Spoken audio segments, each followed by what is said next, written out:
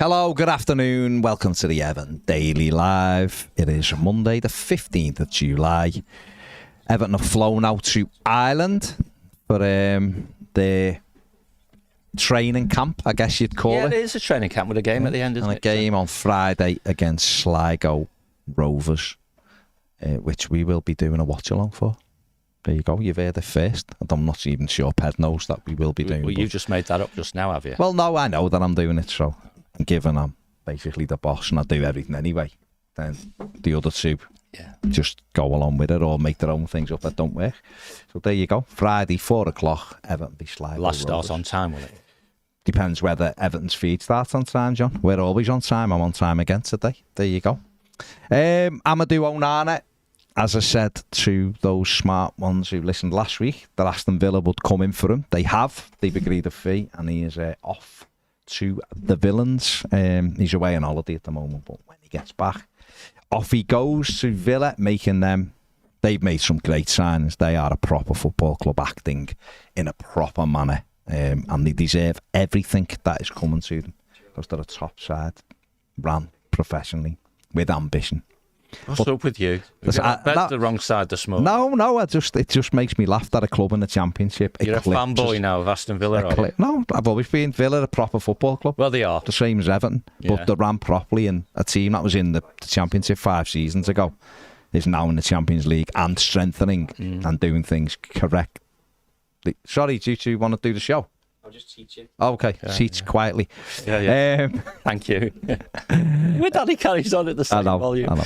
Sorry, no, they're doing very, very... The signs have been top class and they're still after more. But Onana, on his way out, are you disappointed? Are you expected? Are you not bothered?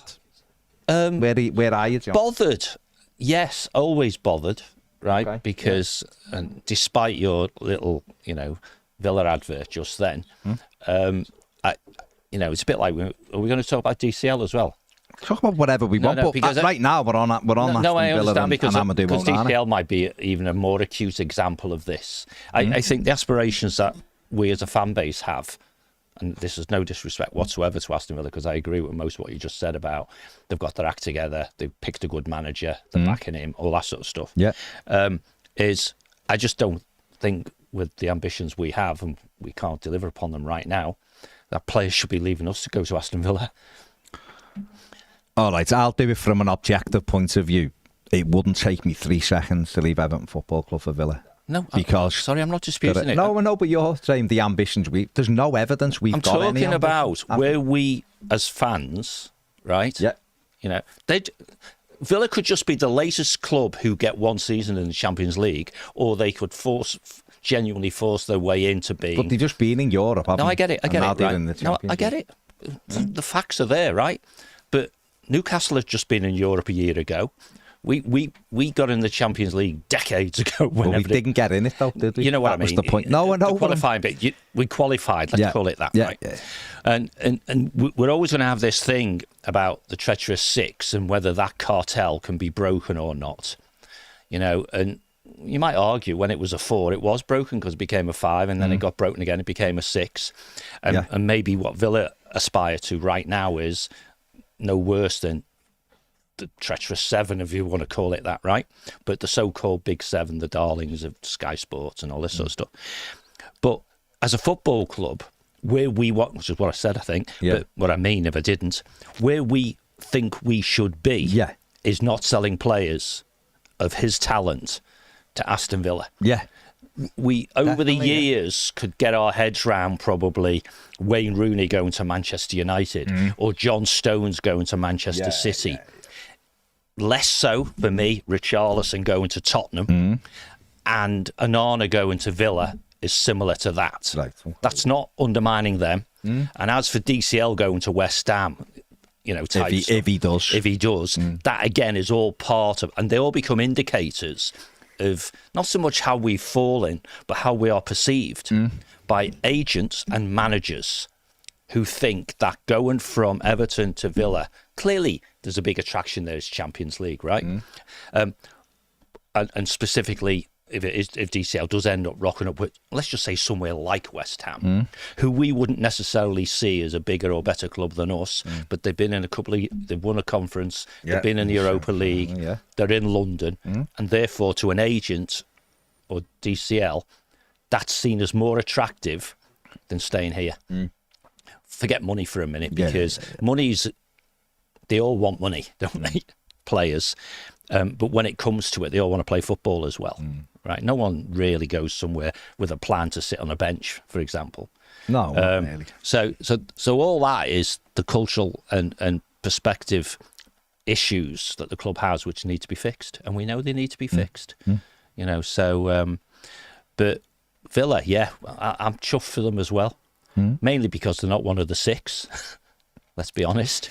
Because if they can do it, we can do it. But they're a traditional big club, aren't they? And there's no bigger in the sense that they've been around.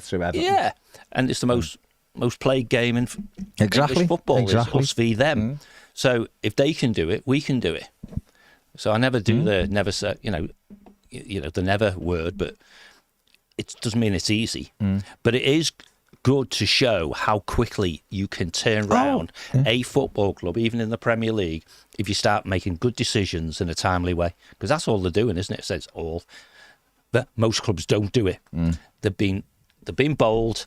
They're going all in on the Champions League because they know they've got a huge amount of income coming their way. Yeah. No one's talking about, they've got to sell players because of PSR now, are they? You know, well, they've got till June the 30th to sell the next big one. Of course, right. So, but they're being bold in their decision making. You know, that presumably their decision making says we are going to go deep into the Champions League. We will get sufficient money to pay for some of this spending, and if we carry that forward into the Premier League, we'll be in the Champions League again. And they can contribute to getting the coefficient sorted. So maybe creating a 5th place, can't they? So I like what they're doing because they're building from a position of strength. A good manager, and they've got a very good manager, and they've got decisive decision makers at the football club. We'd have to have Villa fans to tell us if they engage any better. But all we've said on the channel forever, really, haven't we, is let's be decisive in our decision making and engage, i.e. communicate effectively with your fan base, and that's all you can ask. The rest of it follows. I think they've done an excellent job, but you're right. The flip side to it is look and go, well, there you go, then there's our roadmap. Yeah. Not difficult. It's not difficult. I've said it before, and I'll maintain it. This league is bang average at very best. I was going to use that word, average. You've got 2 or 3 good teams in it, and the rest of them, just better versions of each other. Nothing difficult. You buy correctly, which is again easy with all the tools you've got and all the the stats you've got and everything else. You shouldn't really be making poor decisions on a consistent basis. Of course, you might buy 4 players, one of them doesn't work out for whatever reason, doesn't play the same way as he did, or it doesn't settle. You shouldn't be missing out most signings. Every signing you make essentially should make you better. Because why are you doing it? If you do it properly. Why are you doing it? Exactly, that's the reason. And Everton have got it the other way round, sadly, over the last whatever years. And we have to start making them inroads. We can't do anything until the ownership's sorted in terms of move the club forward. We can say, why can't we? We should be. We can't. The people simply at the top aren't the right people, because they're not the people that have been chosen to take us forward. They're in because there was nobody else there. This is just fact. I'm not saying anything that isn't fact. This is boardroom, right? Boardroom, commercial, whatever, of the people who've been in. You have to drive the football club forward. So it is what it is right now. But all the people below board level, if you consider that the board people are interim, one's called interim and the other 2 clearly will move on, of course, as when the change of ownership happens. Everybody else is permanent. For now. Well, yeah, but they are. They're all permanent, so they either think everything's going to stay the same, and I'm plenty good enough for my job type of thing, or even if a little bit of doubt is new ownership, new broom, maybe I have to step up a bit, whatever. So right now it's an ideal opportunity for all those people to try and do their job better. and minimally lay down an audit trail that if they're not allowed to do their job better because of perceived inadequacies above them, it's not their fault. Because then they'll get the time, won't they, under new ownership to prove that given responsibility, given accountability, given, clarity around objectives, they can perform. But the reality is, after a long, sustained period of poor performance, some of that has got to turn into change the people, hasn't it? And the second change the people is bringing in new blood and all that sort of stuff. So that has to happen as well. Well, the Freaking Group, I think, reduced 30% of the workforce at Roma. I imagine that's what happened at Everton. I think they... Yeah, I saw that, and I don't know the context of that. But what I do know is, from business experience, when I look at headcount numbers, and I don't mean specifically Everton, but obviously I'm an Everton fan, but across football, there's huge variance between how many people those clubs have. Yeah, I mean, Roma might have had triple what Everton had, but the huge variance is, clubs with much larger turnovers have smaller headcount numbers than clubs with smaller, and so on, right? So you've probably got an established status quo where it is what it is the way it is. Often when I've looked at businesses in these circumstances, when you need to bring in new blood for innovation reasons or freshness or whatever you want to call it, if you don't move out the deadwood at the same time, your headcount just keeps going up. And then somebody comes along and they take a huge red pen to it. And presumably that's what happened at Roma. Friedkin come along and said, what? Why do you have all them people doing all that when in a business that's bigger, there's less people? And frankly, the only answer to that can be quantity instead of quality. Yeah. So the whole game needs to be lifted. What do you think makes Villa, because you used the word, I think, of either well-run or a proper-run club? What? Just every decision they've made in the last 5 years has been much better than anything that they saw before. Every decision. Was that because they had a wake-up call going into the Championship? Got new owners. Yeah, you think it's just new owners? New owners coming right. and just went, this is nonsense. So new owners for Everton for the first time in whatever it is now, nearly 8+ years now, is it? Whatever. They have a new broom opportunity, don't they? Yeah, well, they do. That's where we are, isn't it? That's what I'm saying. This should be looked upon as a roadmap for Everton to go. If you actually, we get good owners in who set clear goals and do things properly. Don't just, I've said it a million times. Farhad Moshiri's delivered unbelievable stadium, and that if that's the only part of his legacy, the only thing that people look it's the most permanent one, isn't it? But it's probably the biggest one he could have done. Yeah, really. It's the one that will stay there for beyond his lifetime. Yeah. But all of the other stuff he did, I would sit here with him and argue that you've made the club 10 times worse than it was. So how, when you had all the money and you had the opportunity to replace people or get real market leaders in to drive the football club forward, why did you make the decisions you made? And I don't think he would be able to give me an answer that I would go, I get it now. I really don't. I think but Villa have done. Yeah. And that's fair play to you. Yeah, I think he could reflect on more to do with what he should have done and he didn't. No, but that's what I mean. That's the one Another thing is, that's the one most of us criticise. Bring better quality to the boardroom. But we also everything know else gets better. We know that there's people at the football club who would love to be able to do their jobs in the manner they want to be able to do it, and that hasn't happened. Yeah. And hopefully with the new group, whoever it is, and I'm hoping it is the Free, because we're going to get to the end of this period and then go, oh, these aren't taking over, but there's 3 other consortiums and then we carry on again for another 3 months. Whenever this is settled, and I don't think that's going to happen, by the way, I'm confident it's going to be you get quoted. Brian Freakin. Dan Freakin. Dan Freakin. Brian Freakin, I'm sure he's a bloody choreographer. Anyway, Dan Freakin. Brian? Yeah, sure, Brian Freakin is. Look Brian Freakin up, I'm sure he's a choreographer. So we get Baz out of this hole. No, I'm not in a hole. I just said Dan Freakin, the Freakin group who own Roma. I am sure they will end up taking over. Brian Freakin. Or Brian Friedman, is it? One of them. Anyway, whatever it is, right? I am sure Dan Freakin will take over. But he's got the opportunity then to set new ways that we do stuff. Absolutely. And hopefully... Brian Friedkin isn't real. So is it Brian... He'll come back. Fried chicken? No, definitely not. That's you who just sits there thinking about food. Not me. Anyway, moving on. Yeah.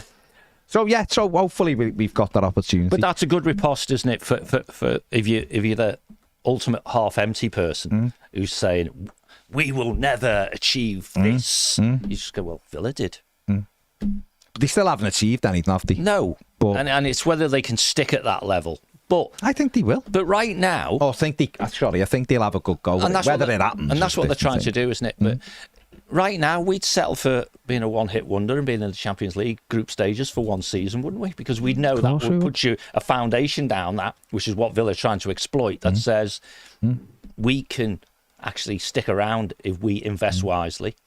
I want the people. I want the good people who were at Everton to enjoy the good time. Be allowed to be allowed to do their job. Of course, to be allowed to go. I've got this great idea, and someone to go and do it. No, Bill Kenwright won't like that, or Denise Barabang. We won't even get past Denise because of 17 other people she brought in to stop her to even getting to her desk. All of this has got to change. That's the thing don't get me wrong, them people who were brought in not to get to her desk, they're just doing their job as well. But we need a clear direction, I think, a clear path. That no idea is a stupid one. Liverpool, again, Liverpool did it. They got Peter Moore in. People might go, Peter Moore wasn't great. Peter Moore was fantastic for what they needed. Yep. He took them up to a universe they weren't in. Recognition. Regardless, they knew even if people went, it's not great at his job, is he? But he went, no, but I can open 30 doors. That gets us in conversation. And look at Liverpool now commercially to what they were. Don't forget when he come in, they were below Everton. They'd had 2 seasons, battling with Everton. They were basically Everton. Yeah. It was us or them. They got Jurgen Klopp and he dragged them to a new level. Michael Edwards was allowed to do his job. Moore came in and went, I'm going to get us in there. And all of a sudden they went... Now, they're a bigger football club than Everton. They always probably will be, just because of where they are. Like Manchester United, in my opinion, will always be bigger than Liverpool, just because they've got the run on them. But Liverpool are close to them. You can close the gap. But it doesn't mean we can't close the gap. Yeah. And who cares? Man City will never be as big as Manchester United, but who cares? They're successful now, more successful. And City are growing and growing. So we can hope for that. We'll have to do it differently. Villa are the ones who give you that hope. Like Newcastle did, and we can have that hope, but we just need the people in. Back to the football and what we can control right now. Onana, it's weird, this view. There's some Everton, probably quite a few Evertonians who think he's crap, I'm not bothered. Yeah, I don't get it. Right? Each to their own, fair enough. Yeah. I disagree with that. I think you'll see how good he is. I might agree with we might miss him as much as that, because in the end, Dyche wasn't even playing him. That's different, yeah. So if you look and go, well, he's one out the spine that we can do without probably, even though I think he's a really good player. That's fine. 50 million. There's varying reports. Some are, I've heard things like it's more than 50 with add-ons. We'll see. But 50 million's the figure that is out there right now. What do you think about that fee? I'd be happier if Everton released it when he signs and said it's 50 plus 10. Yeah. Say. I described it when I reacted to it as at the bottom end of par. Yeah, well, you said, right? Yeah. So, plus add-ons, classic up to 60 million. I think we'd all think that's good money, that. Because we'd probably realistically get to about 54 million. Yeah. And then we were saying 55 because he's not in the team all the time because of the manager, that is. But that's fine. The manager, if he's not doing what the manager wants, why should he play him? We get him in. A lot of people were thinking the sell-on was all the fee, but it's only the profit, so therefore that's way down on that. We've done that loads of times. And you've done the PSR thing. But we kept getting people say, no. Well, because they don't understand it, but that's fine. But then it becomes, what was the fee and what is this fee? And obviously, but if Everton end up, say, 30 million... His ex-club get, 3 or 4 million maybe. But if Everton end up positive in PSR of PSR like benefits million, of approaching 30 mil. Then that's all right. And that is how, if we'd done that with 5 players, we'd be easily funding the football. From a PSR point of view, yeah. That's what I mean. Our profit on him is less than that, but the PSR is good. If we're doing, we have to operate like that, don't we? Of course we do. We have to operate in a way. This is, again, the path to where Villa are. This is the path. You get 3 or 4 players in. Okay, now... They're selling Moussa Diaby to Saudi Arabia and will get a few. I love Moussa Diaby. He's had less than a year, didn't done quite well, but for whatever reason, he's going to go. So they'll replace. They've brought in Samuel Illing Jr. very, very good, and Juve and someone else, but they sold Douglas Luiz, so he's funded He that. set the price, didn't he, really, for that kind of player? That's it, and then Onana's gone in there, but they're selling others. You know, they've bought Ian Maatsen, which is excellent, but they sold Omar Kellyman. So they're very much using and juggling the money, which is exactly what Everton should do. But what we're going to have to do is put players in the squad who are capable of doing that. Of growing. We were getting to the end of that, weren't we, really? You also got to give opportunity to players to grow. You know, we have a manager who's relatively fixed in his ways of how he wants to play, which means our recruitments are going to be, let's just say, uninspiring type players who are consistent and hard-working, right? Are more likely to be those that take his attention than some 21-year-old lightning-fast winger who plays great one game and crap the game after. But as a football club, Kevin Thelwell's got to... That's the point. He's got to push that, though, hasn't he? Absolutely. He's got to say to Sean Dyche.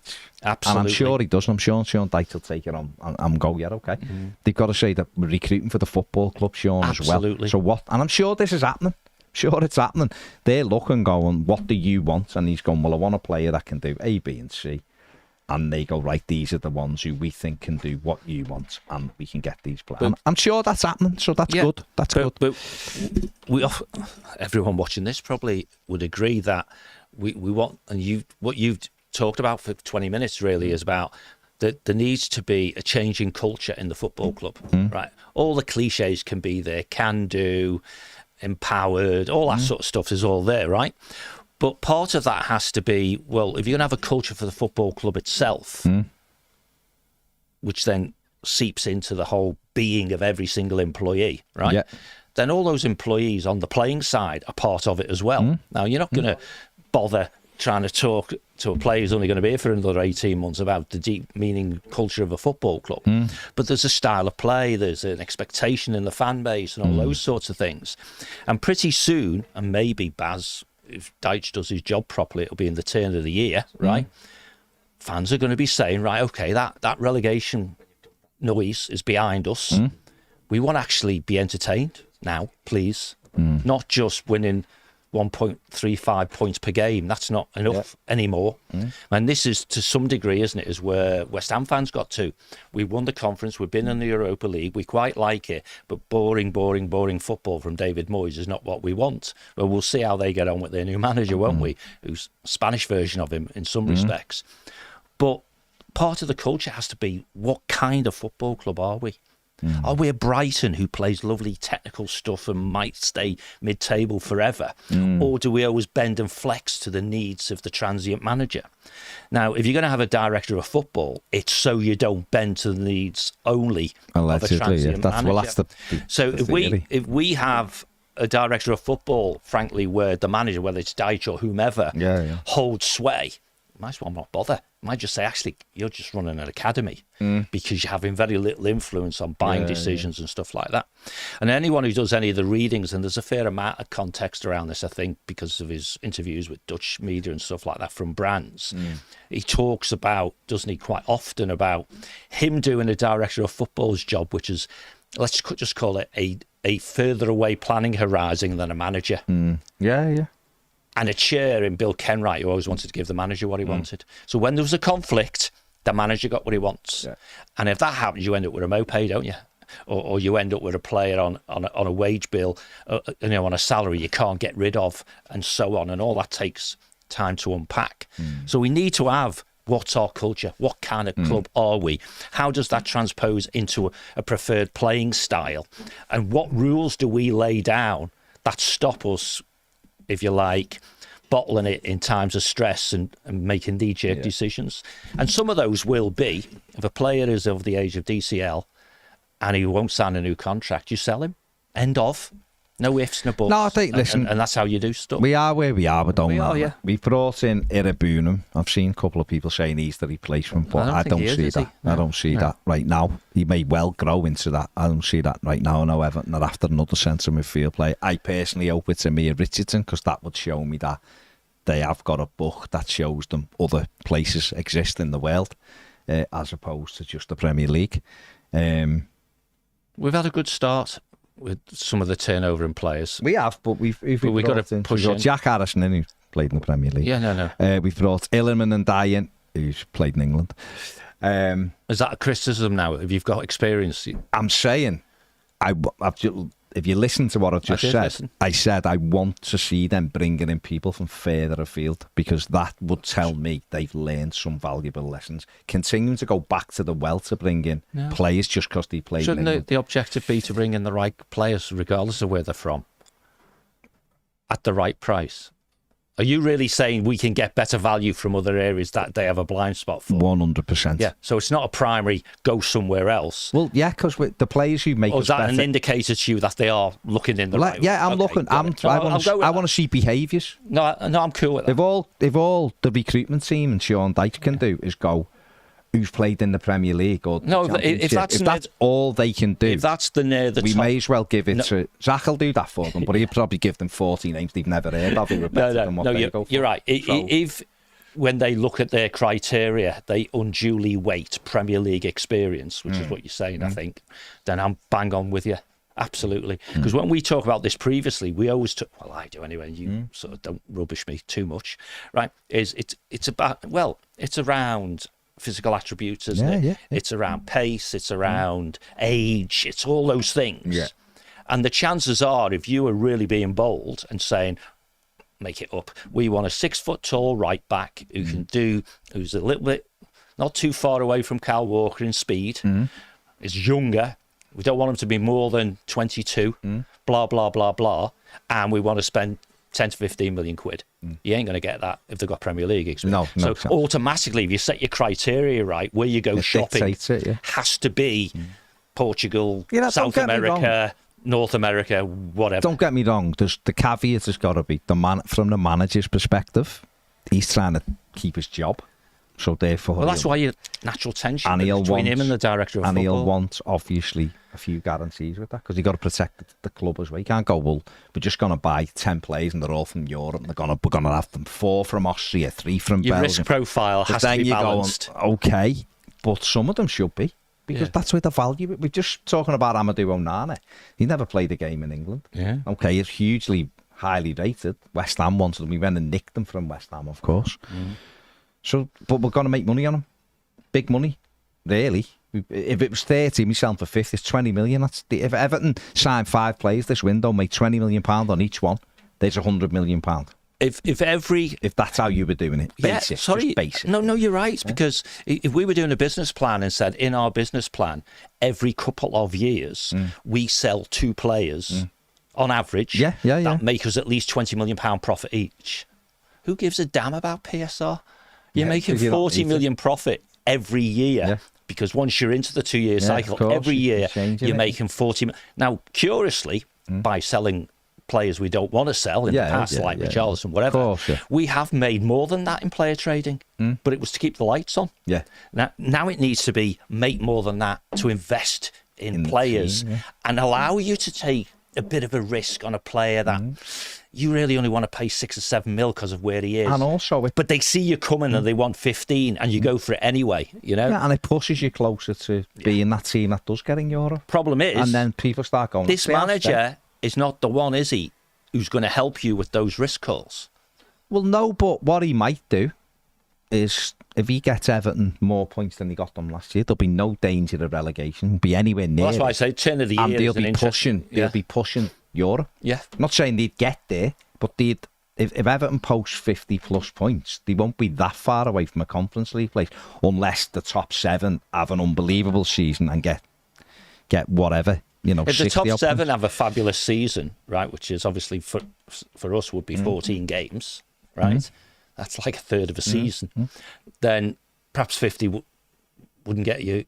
You wouldn't get 50 anyway, because you will be getting into the danger then of there's the top 7, if you call them that, who way off. No, I meant whoever's in 1 to 7. No, I get it. Post 65. Well, that's what I mean. If they do that, well, we couldn't do nothing about it. The bottom would be less anyway. So the bottom 13 are going to be. It is a tough one. Impacted. Joel says I'm made up. He's going. To be honest, he's a class player, but he's been hot and cold at Everton. 50 million's a good fee. Allows us to keep Branthwaite. Does it? and make a couple of more additions. Surprised we actually look like a coherent club. There you go. I mean, that's good, isn't it? As long as we get a replacement, that is, Joel says. I wouldn't say that it means we can keep Branthwaite. I'm still, because quite simply, if Manchester United offer 70 million for Branthwaite, he's gone. So I wouldn't look at one. What I would have said up until June the 30th is we don't have to make a decision that forces us to sell Branthwaite. Now it comes down to, like you've said before, is this a good deal for Everton Football Club? And if we feel it is for Jared Branthwaite, we'll take it. Everton might be in a world. Sean Dyche might have done what Moyes done to Ken Knight all those years ago. And like, I'll let you sell Onana and I'll let you sell him, but do not sell Branthwaite on me this summer. I'm not sure whether that's happened. It's probably what I would do. I would probably say now, don't sell me. Don't sell Branthwaite on me. Even if they come in at 90 million, do not sell them. See, I think but the football club would make that decision. Absolutely. And when we talk, or I did before, around culture, which is obviously underpinned by business processes and all that sort of stuff, we should have a view that says if anybody comes for that player and offers us more than that, with this minimum amount as being the upfront bit and then the on the drip bit, we will go and buy these other players. And sorry, Sean, but that's what we will do. Yeah. And Sean's pragmatic. He'll go, oh, okay, I don't like the idea you're selling Branthwaite, but I do like the idea I'm getting these three. Yeah, of course. And that's how we have to do it, don't we? We all know in life you don't get everything you want. No. You really don't. Jez says, I've always felt if we're going to use Onana in the way we do, we could probably get a cheaper player in that position. And there we are. Hopefully, probably knows half we get in a couple. But the thing is, if we're not going to... It's like having a dribbling winger and saying, well, what we're going to do is just knock it over the Toffee. And he's like, well, I'm not as quick as this. I'm hardly going to have the ball. You may as well get rid of him and get someone who can just run. But that's fine. I get it. And if, Onana will go off to Villa, I'm sure Emery will help him do, and he'll improve again. Listen, we've seen it in recent weeks, particularly in the England team, what happens. You can take exceptional players, play them in the wrong system or in the wrong position. And it just doesn't work. Or if you Phil Foden, both. Yeah. And people suddenly say you're crap. Yeah. Surreal. Everton Viking says, personally gutted he's going and don't think we got the best price, if I'm honest. Can see him going for nearly double that when he leaves Villa. In a good side, people are going to see just how good he is and can be. Makes me sad we're losing him to Villa because it shows how far we've fallen in recent years, but I understand it. People who think Onana is crap but then think James Garner is amazing just sum up some of our fan base for me, and I don't mean that in a disrespectful way, because people are entitled to their opinions, but I find it odd. Main hope is we actually move fast to close some deals now. We can not be, because we can't not be spending this money and dithering once we get it. Also, us getting this money and seeing who will go after will be very telling for me. I really hope my worries about us spending money to bring in Prem experienced older players is wrong, and we target some exciting young players for good fees. Absolutely. Yeah. Blue Keely says, how are we still waiting for this kit reveal? We'll come back onto that in a minute. Steve B says, Baz, besides Lindstrom not scoring or assisting a single goal last season, the main worry for me is not even a winger, he's an attacking midfielder. I know he can play on the wing, but that's not his natural position. In his last 50 games, he's played 43 of them as an attacking midfield player, and on the wing 6 times. Not being negative, I don't see how signing him would make any sense. Yeah, I'm not sure, mate. I'm not sure if we are signing him. I know we've been linked with him. I think there's others that are after. But I don't know. Maybe he feels his best games would be wide. I don't know. He did score goals for Frankfurt, and he did score goals before that as well. So, who knows?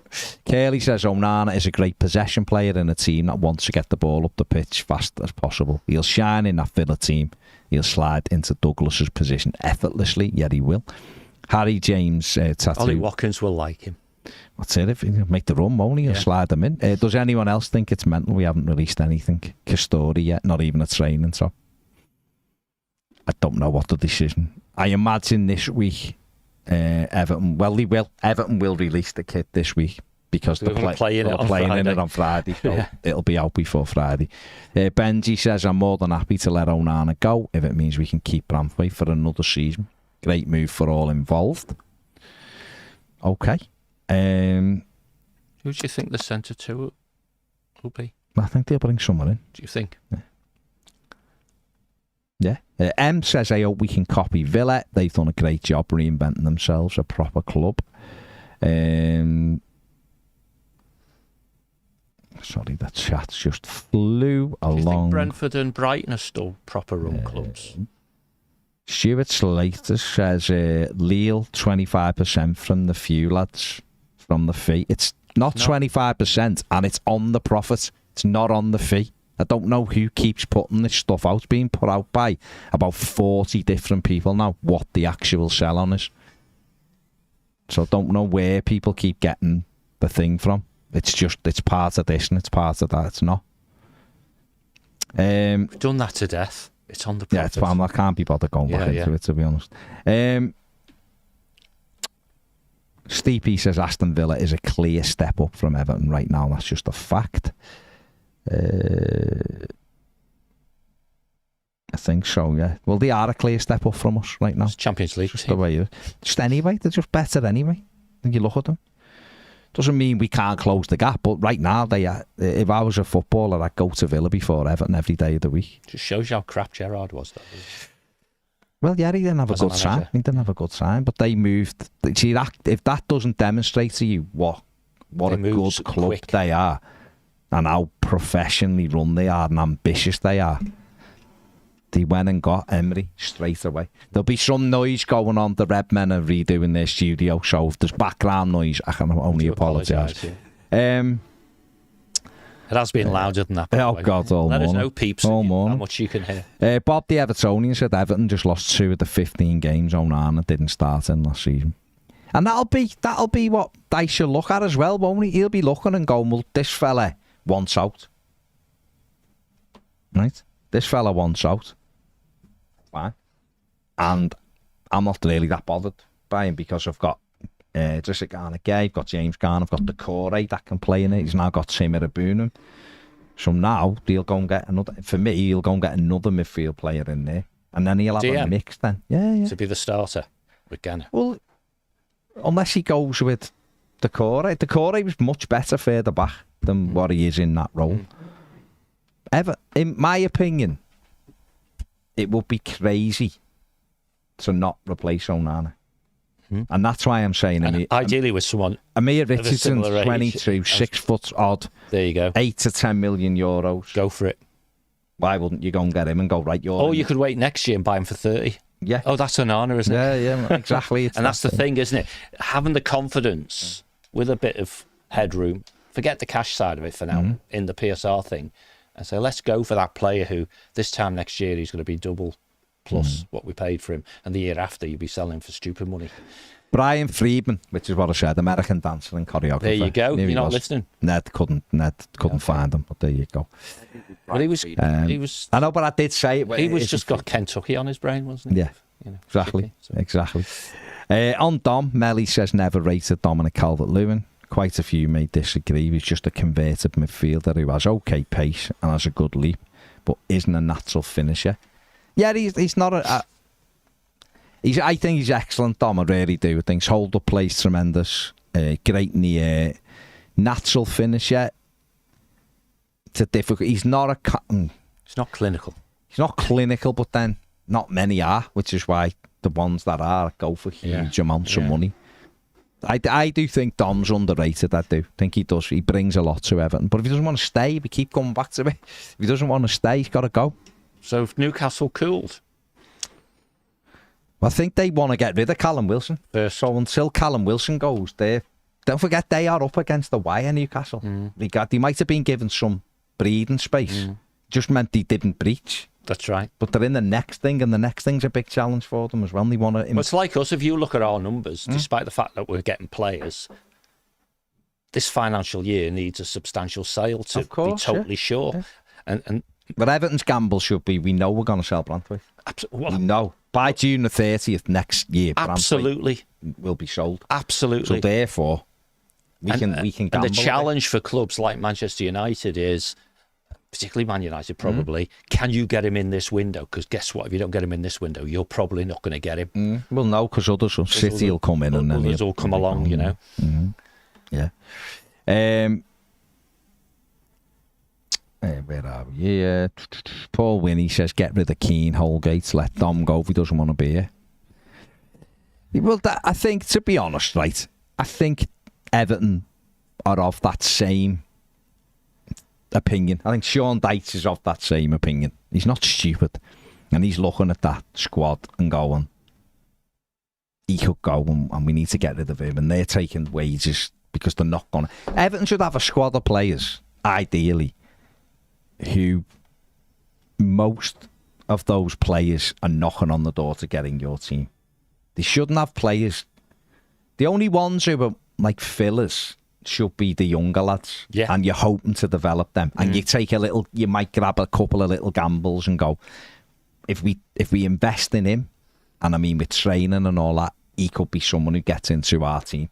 And if not, we'll give him a few games in the Carabao Cup and then we sell him with the Everton tax, which we done with the likes of Henry Onyekuru. Never get a bloody passport, could he, to play here, a work permit, but we've doubled our money on him. Absolutely. But people like Vlasic, we made money on him. Lookman made money on Moise Keane as well. But that kind of thing, but they should be gambles that are at a low level.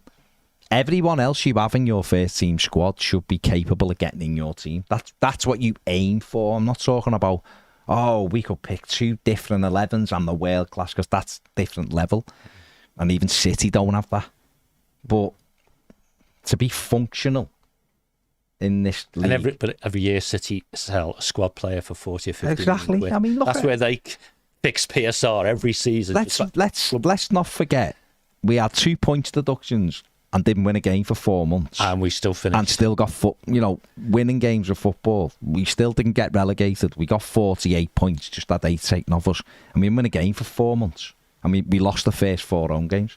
So if you just balance that out on a level, if you do points per game, field, if you do a points per game for the period, points should be easy for Everton Football Club. Easy, because this league is not very good. Keep saying it. Yeah, said it many times. Maybe that's why Villa got into Champions League. Villa were very good because they were very consistent. Yeah. They got that wasn't being a slag. No. Was like they demonstrate if you run properly, if you've got a good manager, you get some degree of consistency, which then brings confidence, doesn't it? Right? Don't forget what they did was they bought a profile. Yeah. The RB's quick.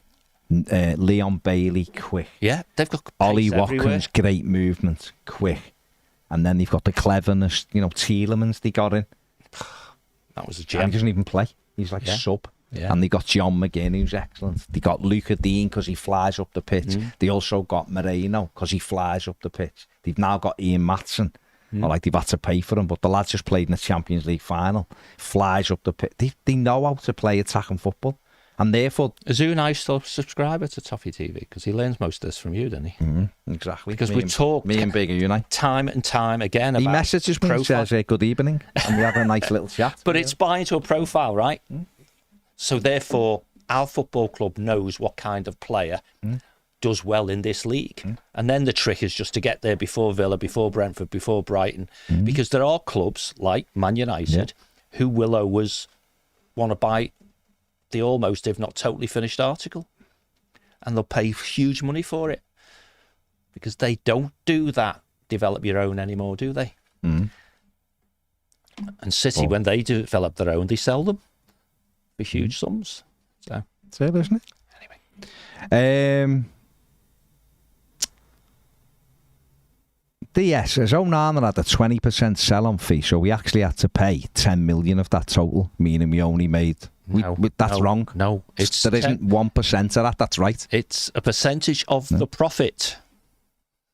It's a percentage of the profit. Yeah, but it's hilarious. So if you just do the sums, buy them for 30, sell them for 50, you've made 20 profit. If it's 10% sell on, 2 mil. If it's 15, 3 mil. If it's 20, 4 Well, mil. it was everywhere yesterday that it's £4 million. I'd seen a couple that said it's actually 3. So it's between 3 and 4. Yeah, and that might just be playing tunes on what the perceived buy price was or what the perceived sell price was. But even in the worst case, well, one assumes 20% is the worst case, that's 4 million. you know. But that's if you said to me if you said like Tim Irabunum, right, Everton have paid, I don't know, 9 million. Say you say he'll be here for 2 seasons and Everton will sell him for 20 million. I'd go, all right, 11 million profit. That's fine. Absolutely. Let's do it again. And how can we do it with, you know, Illiman and Dye? Say it comes out at 16 million. Yes, great for 2 years. We sell him for 25. You go, excellent profits again. Let's do that. Keep reinvest, and that's how you have to do it. Well, that's what we said before about you want your margins, of course. Well, yeah, but if you put it in your business plan and you talk about risk, right, and you say, well, every year we are effectively saying to Kevin Thelwell, stroke the manager, we need to generate player trading profits of X. Pick your own number. Let's just make it 20 million. You either get that off one player, you get it off 3 academy, whatever, because that 20 mil in PSR terms is a 60 mil player over 3 years. Or it's a £100 million player over 5 years. Now, clearly, the days of us ever buying a £100 million player, but that's how you do it. Yeah. And in your example just then of buying a guy for 9, selling him for 20 and go, 11 profit, that's great. The PSR profit would be bigger because you'll have amortised, you know, 2/3. Isn't that how we have to move forward? Absolutely. Well, we talked about this years ago. But I'm saying that's because we can't think. So I think it's beyond belief the people within the football club don't know that. And they probably know it far better than we do. And they'll have some big, huge spreadsheet that tells them all the stuff and they've got all things. It's when, and Brand certainly suffered from this, you want to make a decision about a player in a position based on all those variables. And the owner goes, no, I quite like, you know. And then says he didn't do that. Yeah, and then says he didn't. And then when you look everywhere, everyone's telling you that's exactly what he did. Exactly right. So that's why we often say here, let the people at the club do their job. Let them get on with it. And if they turn out to not be good enough, then get someone better. Well, that's your measurement though, isn't it? Yeah. You know, and that's... And I don't know what the club perceived to be Kevin's, you know, primary objective. Kevin Thelwell, if you just let him get on with it, could be superb. Absolutely. Let him get on with it. Absolutely. And he could be terrible. Yeah. But if you don't let him get on with it, you can't say, you're terrible, Kev. Well, hang on, I've just give you 4 players and you told me none of them. You told me to go and get him over there. It's like, well, he's not letting him do a job then. That's right. And you can't judge then. Because football is actually not many people, is it? Right? I mean, you talk about before about everyone in your squad should be capable of playing in the first team. Well, that's what you're aiming for. Yeah, that's what you're aiming for. But in a 25-person squad, there's going to be number 25 who is there for experience and all that sort of stuff. But the core is actually the core of how many players your manager actually will use as well. And because we've got a manager a bit like Southgate in some respects, he wants to keep hold of his starting 11 for as long in a game as he can. And so on. And maybe in that example, his squad is 16 or 17 or 18, maybe. I think most managers would admit that, though. Most managers, Klopp said it. Of course they would. Often went on record saying he doesn't like a big squad. No one does. If you have a big squad, how do you keep them all happy? That's right. But you have to have a level of players. Yeah. The first match day squad, because that's what it's called, isn't it? If you think the match day squad, i.e. those who sit on the bench, in the days when it's a set number of subs, still set number, isn't it? We're not going into that, any one of them. No, it's 9. It's 9 now, has it gone up to 9? But there's 20 then. So there's day 1, first home game, full stop, but home game this season for a change, right? Yeah. Those 20 whose names are on the sheet, unless you've got injuries, that's his squad, isn't it? They're the ones. The other 5 need something to happen. Yeah. Well, the fact is... Or they have to play the way in. That's what I mean. Something's happened. They have to force the way in through effort, injuries, suspensions, whatever. Yeah. So, let's do it. But it's an interesting time, like you say. If Onana's going to go, he's away, which is why he's not done that. You know, he's not signed yet. But he doesn't want to come back, basically, does he? The minute he's back, he'll go and sign for Villa, and Everton are working on stuff. We know that, and it's how quick can we get them in. We still need a decision not a decision from Don, but we just need something to happen with him. Yeah, so we can go out the door and we can replace. That's the one that seems to be that might go quite deep, which isn't. Well, I don't know. I think there is things moving with Dominic. Well, if we can force it and he can force it, then that's good. But if you want to, I know he's gone off to Ireland with Everton, but I think the thing is, if you're him, you'd want to get to your new club and get training with them and all that ahead of all clubs have the same objective. The manager wants his squad, the core of it at least, as early as possible, doesn't Yeah. it? You want to go. I mean, you've said it a couple of times on here in the last week. Beto might be different with a proper pre-season, that sort of thing, and that's just not about fitness, is it? It's about being in and around everything. the players. And listen, because Mope's in the same boat. Know, He needs to move sooner rather than later, doesn't he? Well, Everton have got on that plane today. Mope's gone. Yeah. Holgate's on there. Keane gone.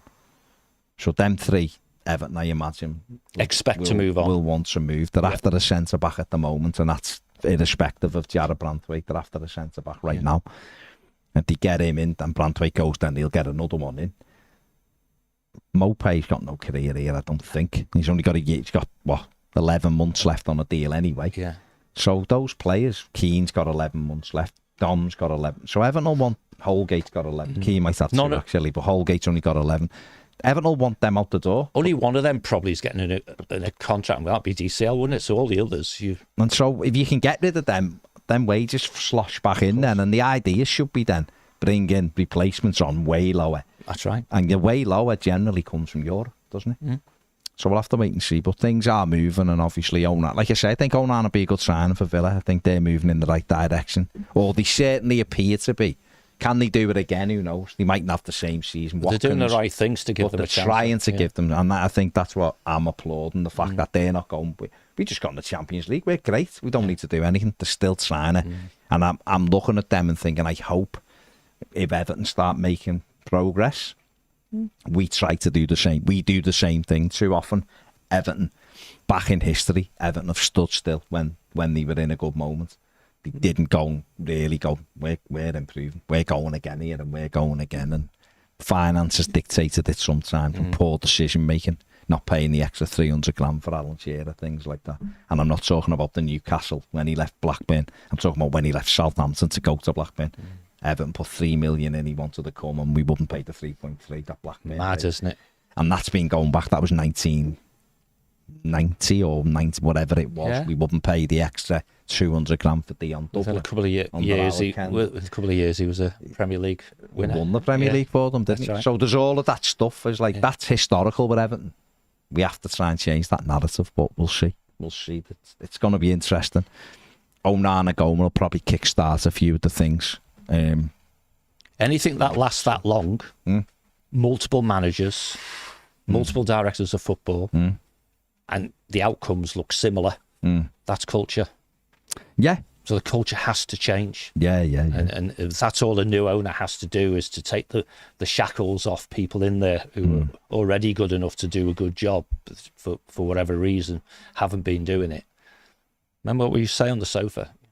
As a people manager, your job is to remove the excuses for failure. Yeah. So let's not accept failure anymore. Cool. That's it, isn't it? That and that. The takeover. There's still the biggest issue this summer's the takeover, isn't it? Of course, because that can put your club into a different position in terms of. Do you look for signs where there may not be signs and stuff to make you feel better or bad ever?